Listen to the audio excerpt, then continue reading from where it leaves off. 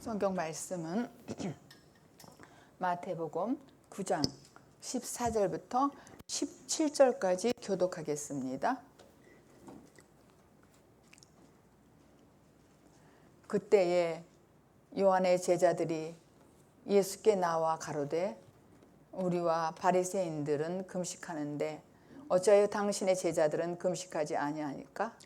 예수께서 저희에게 이르시되 혼인집 손님들이 신랑과 함께 있을 동안에 슬퍼할 수 있느뇨.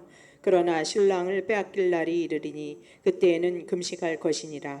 생배 조각을 낡은 옷에 붙이는 자가 없나니 이는 기운 것이 그 옷을 당겨 헤어짐이 더하게 되며 새 포도주를 낡은 가죽 부대에 넣지 아니하나니 그렇게 하면 부대가 터져 포도주도 쏟아지고 부대도 버리게 됨이라. 새 포도주는 새 부대에 넣어야 둘이 다 보존되느니라. 아멘. 성경은 결국 예수 그리스도를 통하여서 계시하는 내용이므로 하나님의 관점에서 성경을 읽어야만이 열리게 됩니다. 성경을 보면은 새자가 들어가는 새라는 말, 새자, 새것, 새자가 들어가는 말씀이 많이 나옵니다. 새 영, 새 방언, 새 하늘과 새 땅, 새 예루살렘, 또 새 옷, 새 술, 새 부대 등등 그렇게 많이 나오거든요. 근데 저는 예전에는 그냥 새 것이라 하면 그냥 이해를 했어요. 그냥 새 것이면 그렇지 이렇게 이해를 했는데 지금은 그 새 것이 존재하는 곳은 천국뿐이라는 것을 알게 됐어요. 새 것이 존재하는 것은. 그래서 전도서 1장 9절에 보면은 이미 있던 것이 후에는 다시 있겠고 이미 한 일을 후에 다시 할지라 해 아래는 새 것이 없다고 했습니다. 그러니까 이미 있던 것이라는 거예요. 그런데 또 후에 다시 있겠다는 거예요. 그러니까 이미 한 일을 후에 다시 할지라, 그러니까 이 땅에는 새 것이 없다는 거예요. 그래서 우리가 방언 기도할 때도 사도행전에 방언이라는 말이 나왔잖아요. 근데 또 마가복음 16장에 보면 거기다 새 방언이라는 말이 나와요. 새라는 말이. 그러니까 이 새라는 말은 방언도 똑같아. 거기서 나오는 방언이나 고린도서 나오는 방언이나 또 마가복음의 새 방언도 똑같은 의미예요. 근데 헬라어는 똑같아요. 근데 새자 하나가 붙었다는 건 뭐가 다르냐면은 없었던 거를 만드는 게 아니라 원래 있었던 것을 다시 방언하라는 것이요. 방언으로 하는 것이죠. 그러니까 쉽게 지금 표현을 하는 거예요. 그러니까 새하늘, 새술, 새부대, 새옷. 여기에는 그 새자라는 말은 사실은 우리가 이미 그 어딘가에 존재가 되어 있다는 것이죠. 이미. 그리고 존재했던 것들이라는 거예요. 이미. 이 새라는 말은. 반면 천국은 영원 가운데 존재합니다. 그러므로 영혼 안에서 일어나는 것은 모두가 새 일이고 새 것이라는 거예요. 그러니까 저와 여러분은 지금까지 만났고 성경 66권을 다는 안 했지만 하면서 그때 했던 말씀인데 그렇게 저도 한단 말이에요. 이 새술은 새부대라는 말도 수없이 우리가 들었단 말이에요. 저도 했고. 그런데 그때마다 새라는 말이 더 와닿는 게 새자라는 말은 영원의 나라, 저 하늘나라의 것이란 얘기죠. 이미 저 하늘나라에 있었던 거예요. 그래서 신기스럽고 신비하고 신기해요. 저에게는 이 새라는 단어가, 이 새라는 말이. 오늘 본문도 새옷, 새술, 새부대라고 한다면은 이미 이거는 천국에 속했다는 것이죠. 그러니까 저와 여러분은 이 말씀을 자꾸 이렇게 성령이 인도해서 들으면서 이미 여러분들은 천국에 살고 있다는 걸 깨달을 거예요. 그때 내가 이런 일이 있었는데, 그러니까 이미 이 새라는 말, 표현은. 그래서 하나님은 우리의 이성도 사용하시고 또 초월적이기도 하신다는 얘기예요. 그러니까 우리가 예수를 믿고 은혜 안에 감격하며 사는 거잖아요.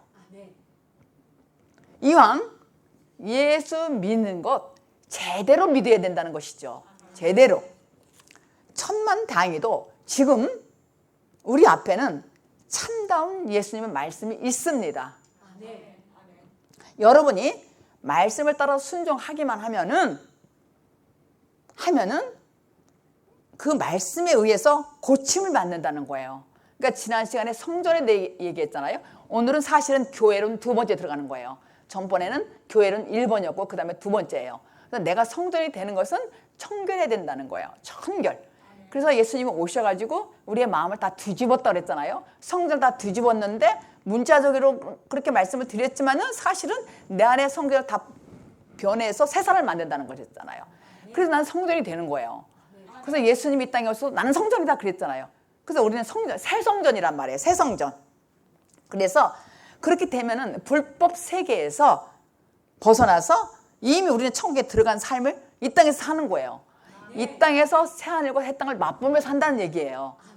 이미. 오늘 본문에 보니까 14절에 처음에 요한의 제자들이 예수님께 찾아왔어요. 찾아와서 뭐라고 질문을 하냐면은, 아니 우리들은 세례 요한이 금식을 하고 있는데 왜 당신의 제자들, 예수님의 제자들은 왜 금식을 하지 않습니까? 이렇게 물어보는 거예요. 그러니까 그것은 세례 요한의 율법이라면은 뭐냐면은 그냥 물어보는 거야. 그러니까 율법적으로 그냥 물어본단 말이에요. 근데 예수님은 은혜의 법, 성령의 법을 나타내기 때문에 금식을 하지 않는다는 거예요. 근데 이들은 왜 금식 안 하느냐는 거예요. 물어보는 거예요. 그러니까 당시 예수님을 따라다니던 그 예수님의 제자들은 눈에 보이는 금식을 하지 않았다는 거예요. 그러니까 그들은 율법을 지키는 세례 요한의 제자들은 눈에 보이는데 금식을 안 하거든요. 세리들과 먹고 마시는 거예요. 예수님과 함께. 그러니까 왜 율법을 지키지 않느냐? 왜 금식 안 하느냐? 이렇게 물어보는 거예요. 그렇게. 그러니까 왜냐하면은 여러분이 하나님과 하나 된다면은 물질적인 금식은 끊어지고 내면에서 금식하는 세상으로 들어간다는 얘기예요. 오늘 내용이. 그전에는 우리가 며칠 3일 금식했다, 40일 금식했다. 목사님들은 40일 금식하는 명함인데 몇 번 했다고 또 주는 분도 있더라고요. 그런데 진짜 이 금식은 예수님이 하시는 말씀은 뭐냐면은 내면으로 금식하는 걸 얘기하는 거예요. 내면. 그러니까 새 금식이라고 했으면 딱 좋겠더라고. 제가 볼 때는 이것도 성경에서 말하는 금식은 1차적으로 육신으로 말하는 것으로처럼 보이지만은 거기에 깊은 숨은 뜻에 영적인 의미가 있다는 거예요. 영적인 의미. 그래서 이거를 쉽게 이해하기 위해서 마태복음 12장 1절부터 2절까지 한번 읽어보겠습니다. 시작. 그때 예수께서 안식일에 밀밭 사이로 가실새 제자들이 시장하여 이삭을 잘라 먹으니 바리새인들이 보고 예수께 고하되 보시오 당신의 제자들이 안식일에 하지 못할 일을 하나이다. 그러니까 지금 바리새인들의 속성이 지금 드러난 말씀이에요. 그들은 성경대로 기록된 대로 율법을 너무 잘 지켰어요. 너무 잘 지키니까는 자랑하고 싶잖아요. 뭔가 드러내고 싶어요. 그런데 그들은 당연히 안식일은 아무것도 안 하죠. 당연히 아무것도 안 하는 거예요. 그러니까 자기들이 힘들게 노력했잖아요. 그러니까 남들에게 보여야 되고 칭찬을 받고 싶었단 말이에요. 그래서 그거를 예수님은 다음과 같이 지적하는 거예요. 안식일을 범하여도 죄가 없다는 말씀이 마태복음 12장 3절 6절에 있어요. 시작. 예수께서 가라사대 다윗이 자기와 그 함께한 자들이 시장할 때에 한 일을 읽지 못하였느냐. 그가 하나님의 전에 들어가서 제사장 외에는 자기나 그 함께한 자들이 먹지 못하는 진설병을 먹지 아니하였느냐. 또 안식일에 제사장들이 성전 안에서 안식을 범하여도 죄가 없음을 너희가 율법에서 읽지 못하였느냐. 내가 너희에게 이르노니 성전보다 더 큰 이가 여기 있느니라. 지금 바리새인들이 이들이 반박하니까 뭐라고 말씀을 하냐면은 예수님은 안식일을 범했다고 그들이 하니까는 범했다고 책망하자 예수님은 구약에서 두 가지를 지금 예를 들어서 지금 반박하는 거예요. 예수님이 지금 반박하는 거예요. 그들은 왜 안식일을 범했냐고 막 하는 거예요. 그러니까 예수님께서는 두 가지를 반복했어요. 그것은 다윗과 제사장의 경호를 지금 들어서 말씀하는 거예요. 사무엘상 보면은 21장에 보면은 다윗이 사울 왕에게 쫓겨서 막 굶주렸을 때가 있어요. 배고팠을 때가 있잖아요. 그래서 노비라는 지역에 들렸어요. 거기 가서 하나님 전에 들어갔단 말이에요. 근데 하나님 전에 들어갔더니 그 제사장이 누구였냐면은 아히멜렉에게서 떡을 받아 먹는 거예요. 제자들과 함께 배고파서. 그리고 또 두 번째는 뭐냐면 근데 그 당시에는 아히멜렉에게 진설병밖에 없었단 말이에요. 딴 건 없단 말이에요. 근데 그걸 얻어먹었다는 거예요. 다윗과 그 일행에게 주어서 먹었어요. 그러니까 율법에 의하면은, 율법 지키는 사람들은 진설병은 제사장만이 먹을 수 있는데 이 다윗과 일행들이 먹었다는 얘기죠. 그러니까 지금 우리가 6절에 보니까 마태복음 10장 6절에 내가 너에게 이르노니 성전보다 더 큰 이가 여기 있느니라. 그러니까 성전 안에서는 제사장도 죄가 되지 않는다는 것이죠. 이 말씀을 인용해서 지금 예수님이 이 율법자들의 바리새인들에게 설명하는 거예요. 성전 안에서는 죄가 되지 않는다는 거예요. 또 제사장은 괜찮다. 제사장이 주어서 먹었다는 얘기예요. 근데 또 다른 예는 또 두 번째는 제사장들이 성전 안에서 안식을 범하여도 죄가 되지 않는다는 것이죠.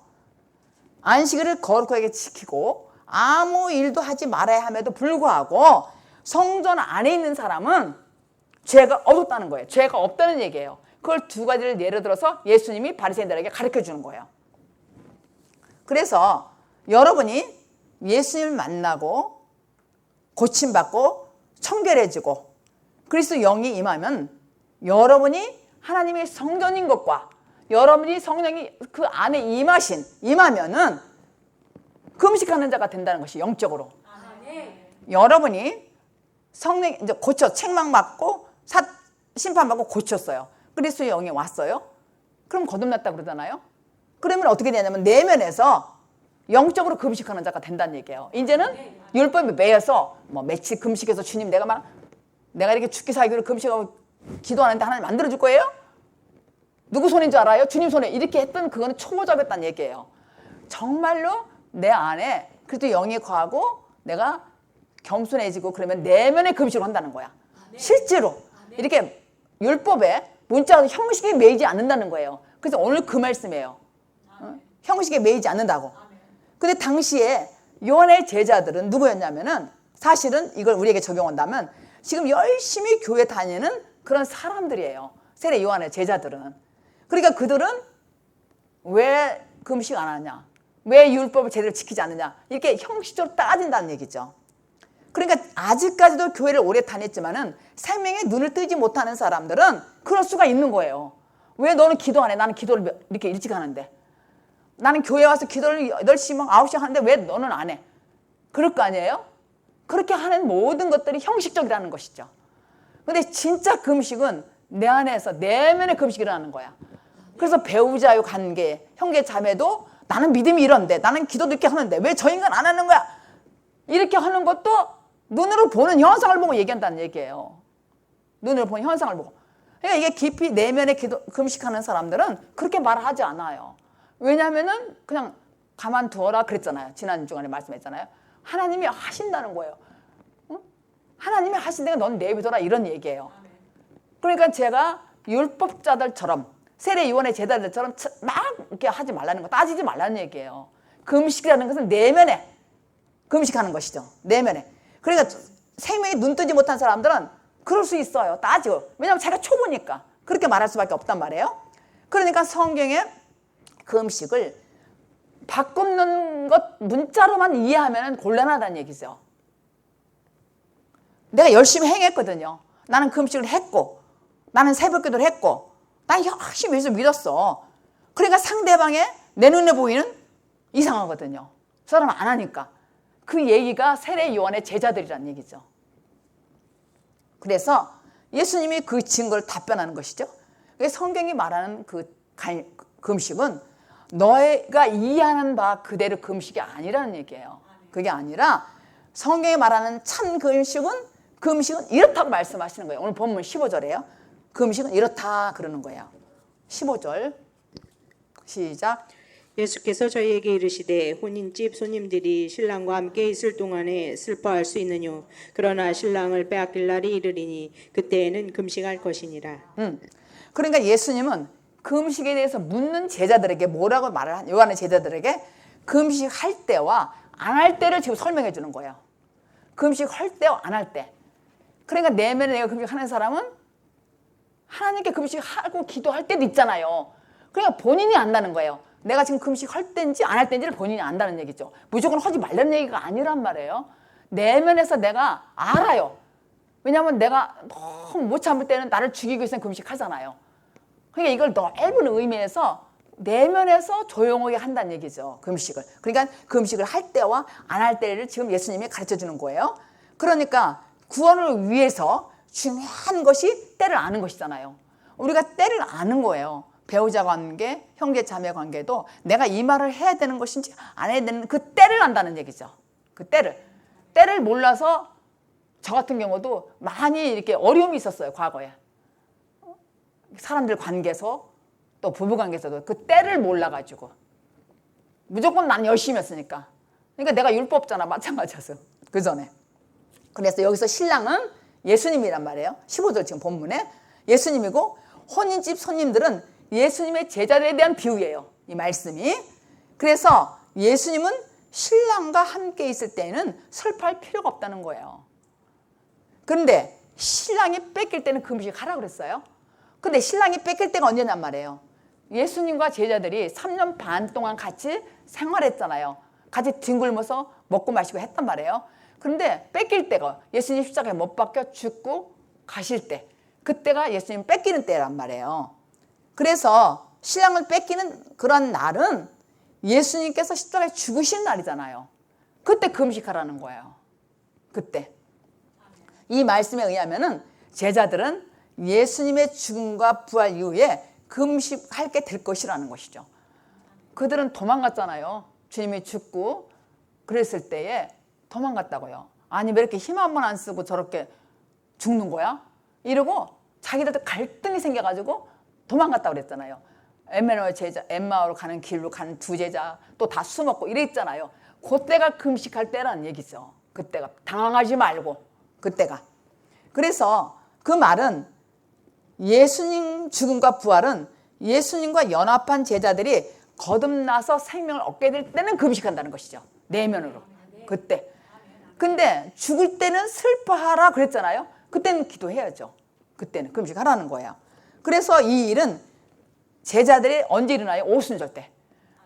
예수님이 부활하시기 전에 40일 동안 제자들하고 얘기하면서 너희들은 예루살렘을 떠나지 말라. 10일 동안. 내가 다시 온다 그랬단 말이에요. 그래서 오순절날 마가다락방 장소에 예수님이 오셨잖아요. 그래서 그들은 그때 성령의 불을 받았단 말이에요. 그리고 그 후로는 그들이 금식한 게 아니라 금식을 어떻게 했어요? 진짜 나가서 복음 증거하고 순교까지 했단 말이에요. 그게 금식이라는 거예요. 내면으로. 그게 사실은. 그게 거듭남이에요. 사실 그 금식은요. 거듭남이에요.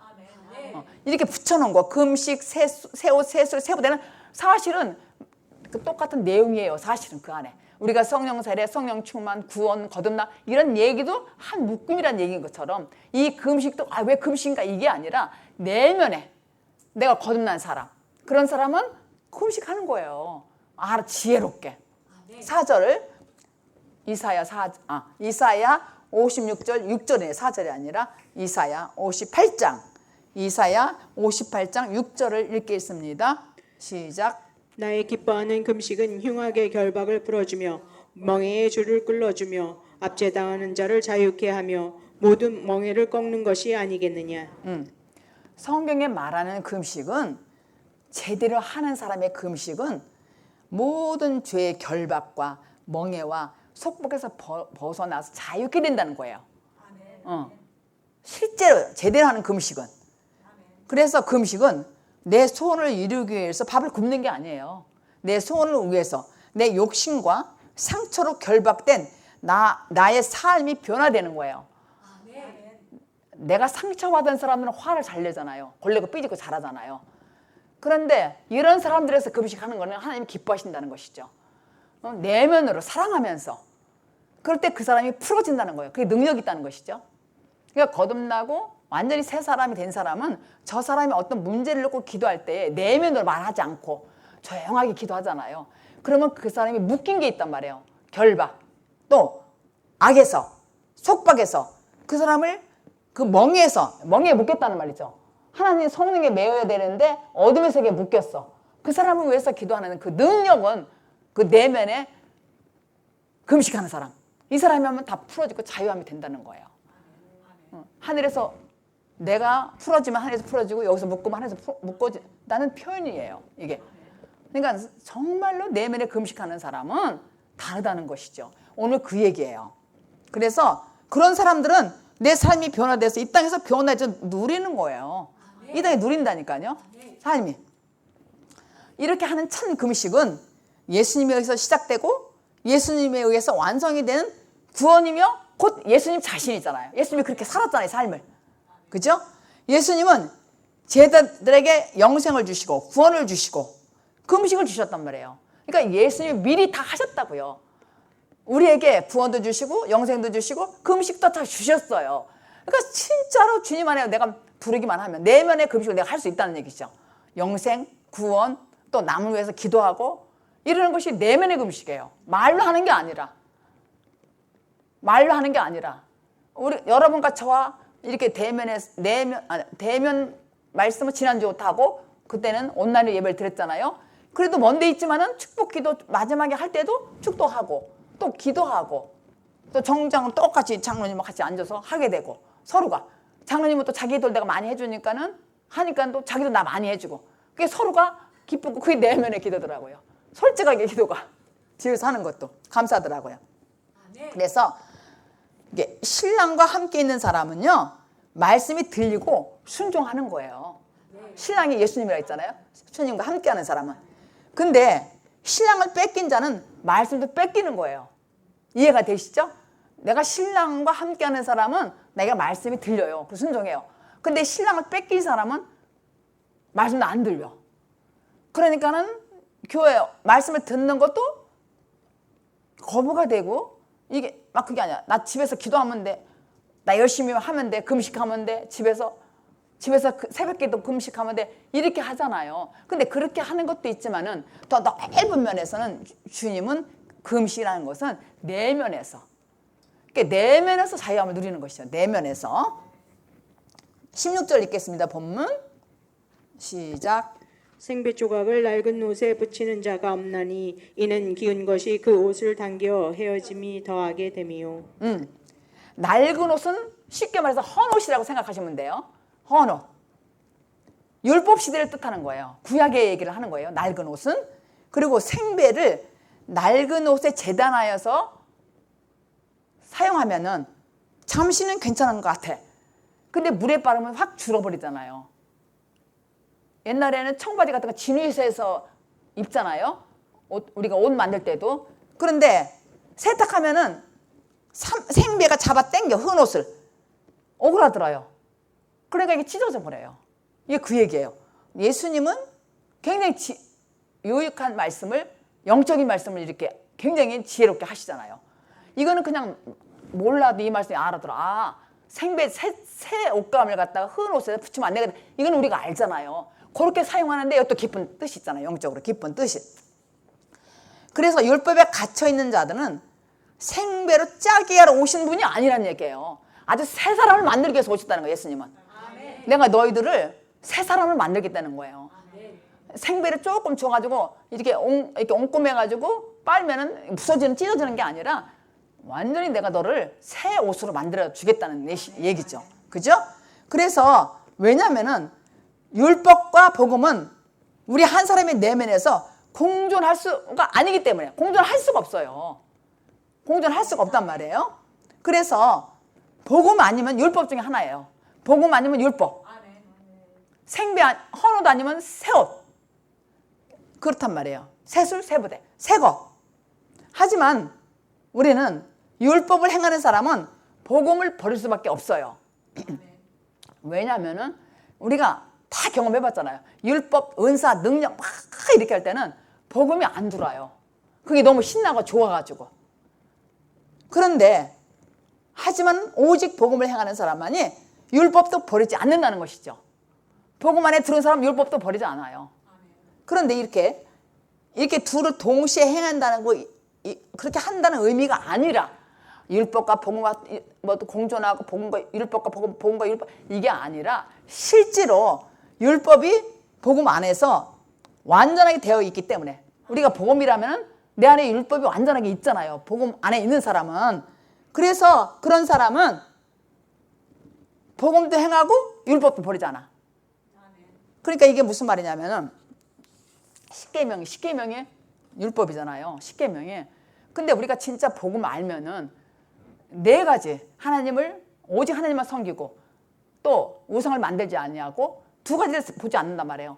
그러고 나서 부모를 공경하고 살인하지 않고 간음하지 않고 도둑질하지 아니하고 이웃을 위하여 전가하지 않고 탐하지 않아. 이게 법이잖아요. 근데 이것을 내가 복음에 완전히 살고 금식하는, 내면에 금식하는 사람은 다 지킨다는 얘기예요. 율법을. 그런데 율법만 지킨다고 하는 사람은 고생만 하고 힘이 들어. 그리고 복음은 몰라. 복음은 안 지켜. 왜냐면 내가 열심히 노력해야 되는 건 줄 알아. 이 얘기예요, 지금 이게. 이 생배 조각 낡은 가지고 얘기는. 그래서 마태복음 5장 17절에 내가 율법이나 선지자나 폐하러 온 줄 생각지 말라. 내가 폐하러 온 것이 아니라 완전케 함이로다 그랬어요. 여기에 율법과 선지자는 모세 오경, 선지서, 구약 전체를 얘기하는 말이에요. 이 말은 율법이나 선지자, 이 말은 그걸 폐하러 온 것이 아니래요. 완전케 하러 오셨다는 거예요, 예수님께서. 완전케 하러. 그러니까 예수님은 율법을 폐하러 온 게 아니야. 오늘 말씀은 복음으로 말씀을 가자 이런 얘기지만 세수세부대로 이런 사람은 율법도 지킨다는 얘기예요. 어거지로 지키는 게 아니라 그냥 저절로 지켜진다는 얘기예요. 저절로.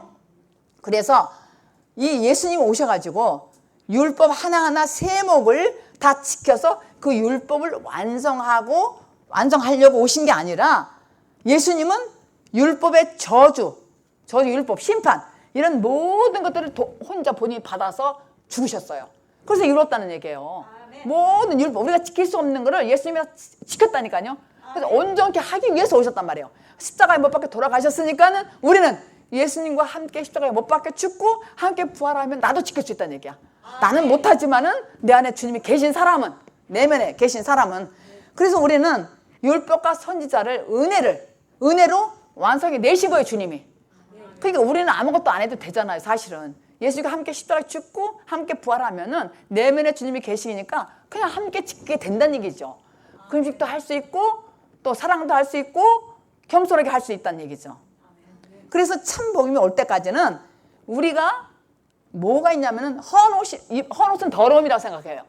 헌 옷, 낡은 옷을 부끄러워하지 않는 거예요. 모르는 거예요. 내 안에. 이건 제가 굉장히 크게 경험한 적이 있어요. 내 모습을 안 보일 때가 있었어요. 제가 초보 쪽이기 때문에 목사인데도 불구하고 이걸 몰랐단 말이에요. 그러다가 제가 참다로 회개했잖아요. 내가 잘 믿는 줄 알았어요. 목사니까 복음적이고 생명의 말씀이고 은사가 나타나고 능력 행하고 그리고 트리스데이아스도 개척해서 하고 그리고 1년에 2번씩 YMCA에 가서 막 집회도 하고 초교파로 내가 얼마나 막 능력 있고 자신만만했겠어요. 그런데 나중에 제가 부끄러움을 알았어요. 이 말씀을. 낡은 옷, 헌 옷, 이게 부끄러움의 옷이더라고요. 부끄러움으로 내가 입었더라니까요. 그러니까 나의 의의란 얘기야. 나의 옳다움. 이걸 옷을 입고 잘난 척을 했다니까요. 그러니까 모른 거예요. 몰랐단 말이에요. 그런데 예수 그리스도를 만나고 내가 옛사람이 죽고 새사람이 된 이때에 눈이 떠지니까는 야, 내가 헌 옷을 입고 잘난 척 했구나. 새 옷 입은 척하고. 내가 새 옷 입은 척하고서 저 사람을 판단하고 얘기하고 이랬다니까요. 왜 이렇게 안 하냐 이거야. 이렇게 기도해야 돼? 능력이 나가? 그리고 오직 주님한테 올인해야지. 왜 그냥 넌 맨날 그러고 있는 거야? 교회 열심히 해놔야 돼. 그리고 나는 그때부터요. 맏며느리인데 난 제사 같은 거 지내면 안 돼. 일을 하면 안 돼. 나는 이제부터 주의 종이야. 집사 때인데도 제가 그랬어요. 나는 일하면 안 돼. 동소리 타야 돼. 나는 하나님 위해 돼. 그러니까 이게 뭐예요? 부끄러움을 몰랐다니까요. 그러니까 어른들 권사님 시험이 얼마나 웃겼겠어요. 나는 믿음이 최고인 줄 알았다니까요. 그러니까 맞잖아요. 문자적으로 이 말이 제 말이. 그런데 나중에 알고 보니까 제가 부끄러움의 옷을 입었더라고요. 그거 알고 나면 너무 창피해가지고 세상에 이렇게 부끄러운 말이죠. 척척해서 잘하는 척했다니까요. 이 말씀이 너무 중요한 거예요. 제가 체험을 했기 때문에. 내가요 헌옷을 입고서 새 옷 입은 척했어요. 그냥 그걸 알고 나서 부끄러워서 말을 못 하겠더라니까. 말문이 아무도 만나기 싫더라고요. 그 후로. 그리고 알았어요. 낡은 옷과 새 옷이 뭐라는 걸. 낡은 옷, 헌 옷, 더러운 옷이에요. 더러운 옷이고 새 옷은 새 사람이 된 거예요.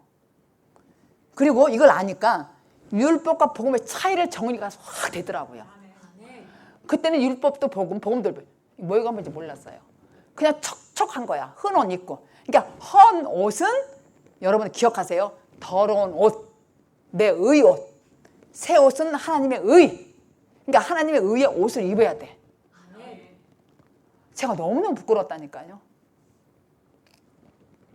누가복음 아시죠? 16장에 탕자의 비유. 거기에서요. 둘째 아들이 나오잖아요.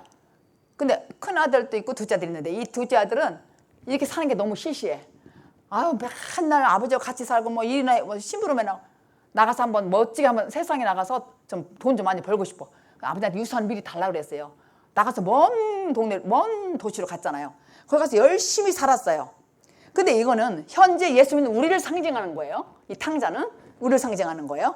그러니까 자기 낡은 옷, 헌 옷 입은 거를 자기 부끄러움을 모르고 지금 아버지 떠나면 될 줄 알고 먼 곳에 갔어요. 거기서 허랑방탕했어요. 그러니까 허랑방탕할 때 생각할 때 우리는 막 술 먹고 여자질하고 이런 그게 아니라 열심히 노력해서 세상에 살았다니까요. 그러니까 제가 헌 옷 입고서 열심히 은사 능력 해냈단 말이에요. 그게 허랑방탕이더라고요. 새 하늘과 새 땅이 내 안에 와서 새 옷을 입고 했으면은 지혜롭게 했을 텐데 나처럼 안 하면은 바리새인 세례 요한 제자들 판단했어. 다 너는 잘못됐다. 너는 믿음이 부족. 그걸로 판단했어요. 그리고 얼굴 좀 피기신하면 별로 안 좋아했어. 옷 잘 입고 다녀야 돼. 그러니까 얼마나 척척했겠냐 이거예요. 그게 부끄럽다니까 제가. 부끄러운 사람이었어요. 그런데 모든 걸 탕진하고 돌이켰어요. 어디가 돌이켰어요? 돼지 열매, 돼지 쥐염 열매 먹는 데 가서 먹으려고 보니까 먹는 것도 없고 막 거기서 막 통곡 울은 거예요. 아버지 생각을 한 거야. 우리 아버지 집에 가면은 정말 품꾼들이 얼마나 많이 있는데 난 이게 뭐하는 짓인가 돌이켰어요. 그리고 아버지 집에 왔어요. 부끄러운 옷을 입고 했는데 이제 아버지 집에 온 거야. 근데 아버지 집에 왔더니 아버지가 어떻게 했어요? 따뜻한 사랑을 맞아주면서 뭘 입혔어요? 새 옷. 그러니까 내가 통에 돌이켰다는 것은 통에 자복했다는 거예요. 회개하니까 아 내가 부끄러운 헌 옷을 입었구나. 이제 새 옷을 입었어요. 그게 아버지가 새 옷만 준 게 아니야. 가락지 약속 주셨어요. 반지도 껴줬잖아요. 송아지도 잡아줬어요. 새 말씀도 줬다는 얘기예요. 그렇게. 그래서 이렇게 새 옷을 입혀주는 이 아버지를 묘사하지만은 여기에는 이 비유는 심오한 인생의 진리가 숨어 있더라고요. 심오한 인생의 진리가 이 탕자의 비유 16장에 숨어 있어요. 우리 모두가 과거에 또 지금도 그러신 분이 있었지만 그러니까 내가 부끄러운 옷을 입었단 말이에요. 부끄러운 옷을 왜 나를 가리려고 헌 옷을 이렇게 가려 있는데도 주님이 볼 땐 다 알아. 나의 실력을. 근데 저는 그 부끄러운 옷을 입고 척척척 하는 거예요. 새 옷 입은 척. 그러니까 이게 뭐예요? 생배족을 떼어다가 헌 옷에 붙였다는 얘기예요. 제가. 생배족을 떼어다가 말씀을 좀 떼어다가 나한테 붙여가지고 열심히 살았는데 이게 물빨래가 비 오면은 젖어가지고 찢어지더라고요. 이 얘기예요. 그래서 제가 쉽게 설명한다면은 요한의 제자들은 지금 헌 옷, 낡은 옷을 입고 예수님이 와서 금식에 대해서 질문하는 거야. 왜 당신 제자들은 금식 안 하냐? 이게 뭐냐면 척하는 거예요. 우린 잘한다 이거예요, 금식. 그래 예수님한테 척하니까 예수님께서 너무 기가 막혀서 지금 첫 번째가 이 얘기하는 거야. 헌 옷 얘기하는 거야. 생배 조각을 헌 옷에 하면 찢어진다. 그리고 두 번째가 세수세부대 얘기예요. 금식에 대해서 지금 대답을 하는 거예요. 예수님께서 질문하는 거 대답하는 거예요. 17절. 그러니까 주제 파악을 못하는 거예요. 주제 파악을 제가요 그동안 많은 분들을 상담했잖아요. 근데 상담을 제가 오래 하지도 않고 또 짧게 하는 편이에요. 왜냐면은 되게 상담하는 분들은 보면요 다 헌 옷 입고 온 사람들이 거반이에요. 새 옷 입은 사람들은 그렇게 많이 제가 보지를 못했어요. 헌 옷 입었어요. 그러니까 부끄러움을 입었는데도 본인들이 모르더라고요. 본인들이. 제가 한국에서 많이 했잖아요. 근데 본인들이 헌 옷 입고 몰라. 그러고서 맨날 은혜 받으러 다녀. 기도 받으러 다니고. 그걸 나쁘다는 게 아니라 모른다는 얘기예요. 그리고 올빼미들을 잡아가지고 안 가르쳐줘요. 그 사람들이. 왜냐면 자기도 모르니까. 저도 몰랐다니까 과거에. 제대로 가르쳐줘야 돼. 생명 말씀. 금식, 세술, 세부대. 이걸 알려줘야 되는데 그냥 기도만 해주고 다 내 사람 만들어. 그게 위험하더라니까. 그래서 이 올빼미 잡혀먹는 사람들이 전부 지금까지 헌 옷을 입고 있어요. 그냥 기도해주고 막 이러니까 좋거든요. 사실 그게 이사야서에 나와요. 올빼미가. 그 사람을 내 사람으로 만들어가지고 잡아가지고 기도해주고 또 막 이렇게 해주고 이렇게 하는 거예요. 그게 올빼미에 잡혔다는 거예요. 올빼미. 그러니까 주파학을 못하고 계속 그 짓 하고 있는 거예요. 제가 한국에서요, 몇 사람들 이렇게 연락이 와요. 이 말씀을 듣는 분들이. 근데 이분들은요, 보면은 기도 받으러 가고 막 이래. 왜냐하면은 한국은, 여기서는 주로 다 일하잖아요. 근데 거기는 이렇게 집에 쉬는 사람이 많으니까 기도 받고 막 이래요. 그러면 어떻게 돼요? 여전히 또 헌옷 또 입어. 그게 좋아가지고. 제대로 안 가르쳐 주니까. 그냥 정신을 똑바로 차려야 된다니까? 누가 제대로 가르쳐 줘요. 그 사람도 모르고 지금 그게 좋은데, 기도하고 은사 활용은 너무 좋은데, 거기에 지금 잡혀 있는데, 율법에. 봉으로 척하는 하지만, 그게 거기 자꾸 가는 거야. 내가 그러지. 헌옷 입고 거기 가지 마. 너 지금 아직 헌옷 입었다. 새 옷 안 입었다. 이게 못 알아들어요. 헌옷 입고 그렇게 하고 다니는 거예요. 으쌰으쌰하고. 제가 옛날에 했던 것처럼. 그러면 제가 그렇게 속아서 몇 년 살았잖아요. 무조건 믿으면 구원받는데, 무조건 믿으면 구원받는다. 저는 무조건 믿었어요. 반이성주의 말을 듣고. 근데 주님은 이성을 말씀하시고 초월적인 분이에요. 우리를 너무 잘 아셔요. 근데 거기에 빠졌었다고요, 제가. 그걸 수년 동안 제가 살아왔다니까요. 무조건 믿으면 구원받는다 그런 줄 알았다고요. 근데 아니더라고. 요한복음 3장에 진실로 말하니 2번. 너가 물과 성령을 거듭나라. 그래야 너는 나를 보고 하나님 나라를 보고 하나님 나라 간다. 이 얘기인데 이 얘기는 별로 안 하더라고. 무조건 믿어버려. 그냥 따지고 물어보면 뭘 따지니? 그냥 믿으면 된대. 저는 너무 그게 답답하고 공허했어요.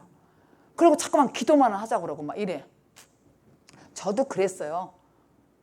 뭐 딴 사람 얘기하는 건 저도 그랬다고요. 근데 제가 눈을 뜨고 보니까 율법과 복음을 확실히 알고 이 돌아온 탕자 허랑방탕했다는 것도 그게 아니라 우리 모든 인생이 허랑방탕한 거야. 사실은 심오한 진리가 있더라고 이 안에. 그러니까 헌옷 입고서 무식해가지고 눈이 감겨가지고 못 알아듣고 모르는 거예요. 분별이 안 돼가지고 계속 수년간 저도 고생했다니까요. 눈 뜨지 못해가지고 제대로 그래서 제가 지금 늦은 비 학교 지금 교재를 만드는 것도 이거를 지금 하려고 그러는 거예요. 이 운동을. 시니어 운동을. 왜냐하면 시니어들은 나이가 있잖아요. 계속 이러다가는 어떻게 되겠냐고. 이러다가 죽으면. 응? 그러니까 이게 지난번에 제가 얘기했잖아요. 노년에 잘 살고 평안하고 이렇게 해도 하나님이 상을 이 땅에 준다. 그러나 지옥은 간다. 그리고 이 땅에서 고생하고 힘들어도 여기서 주님이 심판하고 책망하는 거다. 나를 천국에 보내기 위해서. 이 땅에 다 이루어진다니까 이 땅에서. 제가 교회는 1번은 그렇게 했고 오늘 2번이에요. 교회는. 언제까지 할지 모르지만 하여튼 이 교회를 제가 늦은 비 학교 준비하는 동안에 할 거예요. 그래서 예수님께서 금식하는 것에 대해서 질문하는 것에 대해서 낡은 옷을 입고 새 옷에 붙이는 격이라는 거예요. 정신 똑바로 차려야 되는 것입니다. 그런 사람이 너무 많아요. 17절 본문 읽겠습니다. 새 포도주를 낡은 가죽 부대에 넣지 아니하나니 그렇게 하면 부대가 터져 포도주도 쏟아지고 부대도 버리게 됨이라. 새 포도주는 새 부대에 넣어야 둘이 다 보존되느니라. 여기서 새 포도주는 새수를 얘기하는 거예요. 이 새술은 생명과 복음을 얘기하는 거예요. 생명과 복음을. 그런데 새 가죽으로 만든 부대는 술을 넣는 만큼 늘어나가지고 이게 아주 그냥 터지지 않아요. 넣는 만큼 많이 넣어도 된다고요. 근데 헌 부대는 많이 넣으면 터져버리잖아요. 낡아서. 이 얘기예요. 새술은 새 부대라는 말이 이 말이에요. 예수를 안 믿는 사람들도 이 말은 잘 알더라고. 새술은 새 부대에 넣어야 된다고. 이 말을 잘 알아. 그런데 낡은 부대는 조금만 넣어도 터져버려요. 왜 그런 줄 알아요? 히브리서 4장 12절에 하나님 말씀은 살았고 운동력이 있어서 좌우에 날선 검보다 더 예리하여 영과 혼과 및 관절과 골수를 찔러 쪼개니까 활성화가 있다는 거예요. 이 말씀 알으면 활성화가 있어. 활성화. 제가 여기 실적으로 경험해요. 제가 뭐 만지면 맨날 부시는데 왜 이렇게 잘 부서져요? 잘해도 부서져요. 맨날. 그래갖고 좀 혼나요 제가. 왜 이렇게 맨날 뭐 만지면 부서지고 맨날 가는 자리마다 표가 나냐. 넘치는 거예요. 활력이. 에너지가. 그러니까 새 가죽은요. 새술은 세부대 부대는 말이 뭐냐면 새술은요 활력이 있어요. 활성화가 돼요. 그래갖고 막 넘치는 거예요. 그러니까 말도 천천히 못해. 전화도 크게 해야 돼. 전화도 크게 하잖아 소리가. 무슨 말도 그렇게 깝깝해가지고 그리고 만나야 돼. 말 많이 하고 나도 아니야 이건 만나서 말할 거야. 여자들이 그러잖아요. 야 이건 만나서 할 말이다. 여태까지 말해놓고 써도 활성화가 돼가지고 아니야 이건 또 만나서 해야 될 것 같아. 그리고 또 만나잖아요. 그와 마찬가지라고요. 새술은 세부대 넣어야 돼. 새술은 흥부대 넣어주면 터져요. 못 알아들으니까 터진다는 얘기야. 못 알아들으니까 금방 터져버린다. 그러니까 내가 변화돼야 되게. 내가 변화되어야 되겠습니다. 왜냐하면은 변화 안 되면은 부대가 쏟아지고 터져버려. 그러니까 보존할 수가 없어.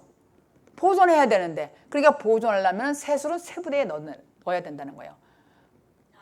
그러니까 새옷감도 새 사람에게 만들고 헌옷이 새 사람 돼야 되잖아요. 헌옷이 변해가지고 새옷.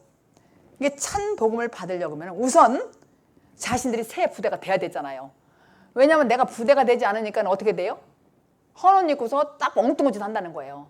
내가 새술이 되면 새 부대에 들어가야 돼. 그러니까 새술이 된 나나 새 부대가 된 나. 그러니까 새 부대라는 것은 그릇이잖아요. 보화 담는 그릇. 보화는 새우술이잖아요. 그릇은 뭐예요? 부대잖아요.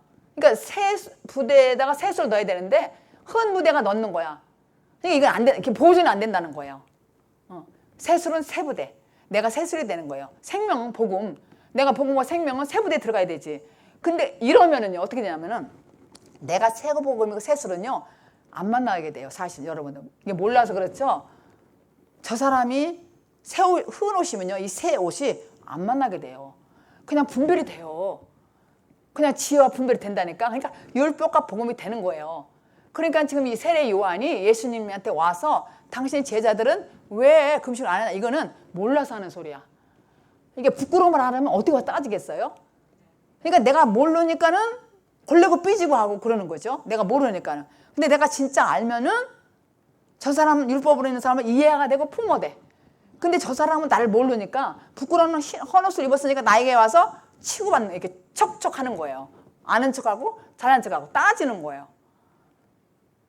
제가 전화 와서 저기 어떤 집회에 가는데 가야겠습니까? 하면은 어떤 사람 제가 대답 안 할 때가 있어요. 왜냐면은 거기 이렇게 저한테 설명을 해줘요.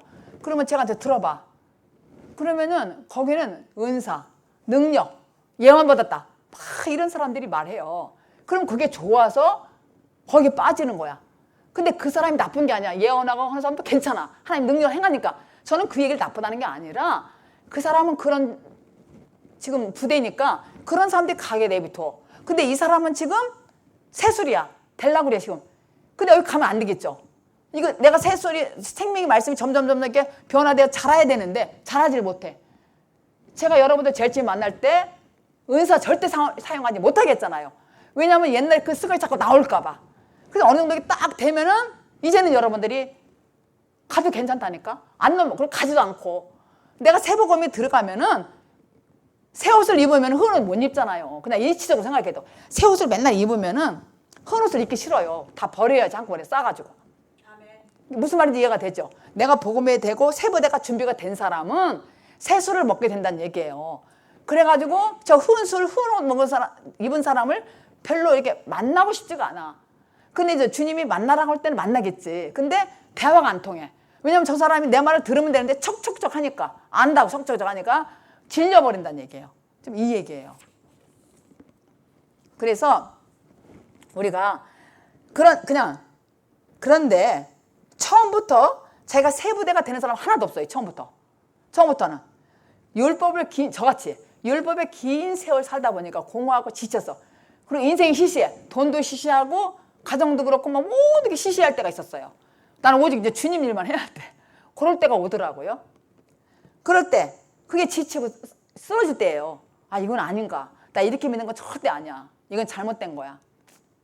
맨날 기도원 가고 이랬어요. 그리고 막 기도하고. 근데 이건 아니야. 그래서 이렇게 되다가 진짜 새술 예수 그리스도를 만났단 말이에요. 그분을 만나니까 내가 이제 새부도주가 새술이 됐단 말이에요. 그러니까 내가 새 부대로 지어져 가는 거야. 이제 다 새술과 새 부대가. 그러니까 새 부대가 보아 그릇이니까 여기에 보아가 자꾸 들어가니까 나는 커지잖아요. 커지니까 이제는 그 음식도 해라 마라 이런 게 아니야. 내면에서 알아서 하는 거예요. 내면에서. 그래서 지금 예수님을 따르는 경우도 지금 이런 경우란 말이에요. 이들은 아직 새 부대로 완성이 되지 않았어요. 이때, 이 당시에. 예수님의 제자들은. 그런데 새 포도주의 주인이 예수님이잖아요. 그 예수님을 3년 반 동안 세월에 걸쳐서 점차 변화됐잖아요. 그러다가 언제? 오순절날 성령을 받은 거예요. 세수를 받은 거예요. 그래서 거기에 세술에 취했다는 말이 나오잖아요. 그러니까 세자 들어가는 거 성경에 세술에 취했다는 거 방언 나왔잖아요. 근데 마가복음도 세방을 해라. 방언하지 말라는 게 아니죠.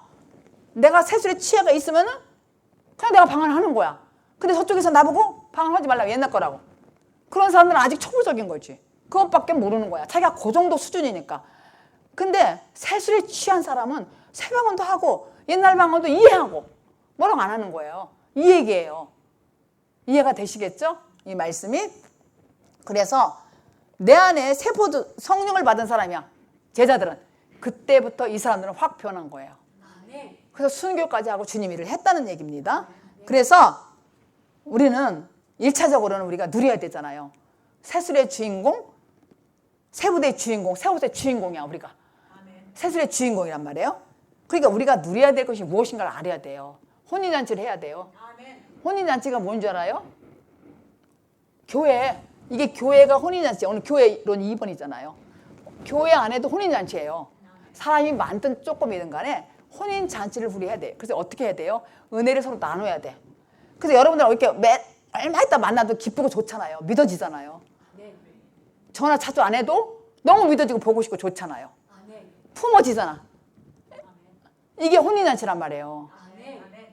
그리고 이 혼인잔치의 주인공은 여러분들이고 저란 말이죠. 저와 여러분들이에요. 그래서 우리가 은혜를 주고 강격하는 거예요. 끼리끼리. 말이 통하니까 끼리끼리 척하면 척 알아들어. 말을 많이 안 해도 얼굴만 봐도 알아요. 말 안 해도 다 안다고요. 가정 얘기 다 안 하잖아요. 우리끼리. 솔직히 안 하잖아요. 남들이 볼 때 맨날 하는 것 같아. 하나도 안 한다고. 진짜. 근데 알아 다. 그게 뭐냐면 잔치하는 거야. 누려. 우리는. 근데 이 잔치를 교회에서도 하고 또 집에 가서도 하고 이렇게 할 수 있다는 얘기예요. 잔치를. 갈라디아서 4장 19절 읽고 말씀을 마치겠습니다. 나의 자녀들아 너희 속에 그리스도의 형상이 이루기까지 다시 너희를 위하여 해산하는 수고를 하노니.